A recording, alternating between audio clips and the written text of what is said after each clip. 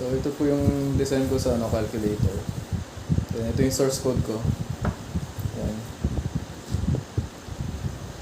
So ayan po. Then try natin siyang i-run.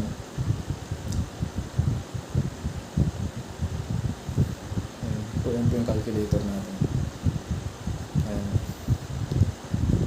So, try natin mag-add. 1 plus 5 equals 6. So ayan, lumabas po yung output. 5 minus 9 equals negative 4. And clear natin. 79 times 63 equals 4977. Clear natin. 55 divide by 5 equals 11. So yun po, lumabas. Clear natin. Then try natin kapit lahat yung numbers.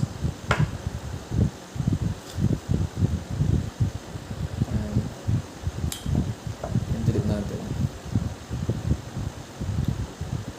So, nag-work na siya kahit pa paano.